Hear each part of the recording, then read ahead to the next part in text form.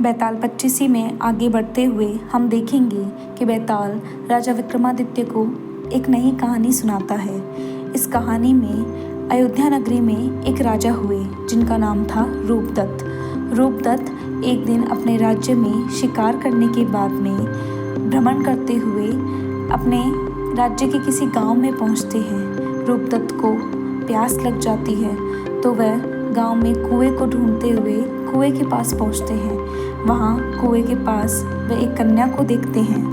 वह कन्या रूपदत्त को इतनी पसंद आ जाती है कि रूपदत्त उसका पीछा करते हुए उसके घर तक पहुंच जाते हैं। राजा को अपने घर पर आया हुआ देखकर उस कन्या के पिता खड़े हो जाते हैं और हाथ जोड़कर राजा को पूछते हैं कि हे राजन, आपका यहाँ आना कैसे हुआ।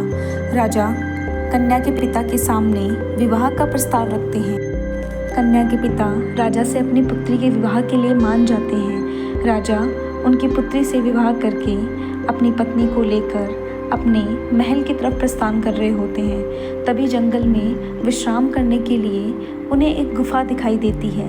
राजा अपनी पत्नी को लेकर उस गुफा की तरफ बढ़ते हैं। जैसे ही वह उस गुफा में जाते हैं उन्हें यह आभास नहीं होता है कि उस गुफा में बहुत महीनों से सोया हुआ एक राक्षस होता है जिसने बहुत दिनों से भोजन नहीं किया होता है। जैसे ही राजा अपनी पत्नी के साथ उस गुफा में जाते हैं उनकी गंध से वह राक्षस जाग उठता है और वह राक्षस राजा और उनकी पत्नी को पकड़ लेता है। राक्षस को देखकर राजा और उनकी पत्नी के हाथ पैर कांपने लगते हैं। राक्षस उन दोनों को देखकर बोलता है, अहो भाग्य मेरे, आज बहुत महीनों बाद मुझे भोजन मिलेगा, वो भी एक नहीं दो मनुष्य का मांस।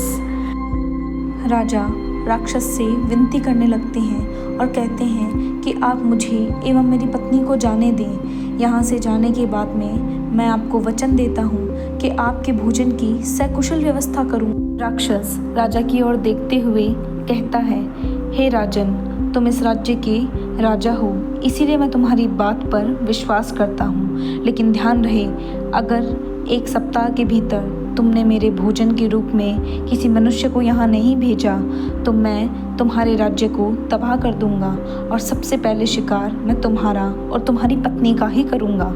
यह देख राजा घबरा जाता है और राक्षस उन दोनों को छोड़ देता है। दोनों अपनी जान बचाते हुए महल पे पहुंचते हैं। महल पहुंचते ही राजा अपनी आप बीती अपने मंत्रीगण को बताता है और अपनी चिंता व्यक्त करता है। राजा अपनी चिंता व्यक्त करते हुए अपनी मंत्रीगण से कहता है कि कौन ही व्यक्ति ऐसा होगा जो जानते हुए अपने प्राणों को त्यागने के लिए तैयार हो जाएगा और एक राक्षस का शिकार बनने को मान जाएगा।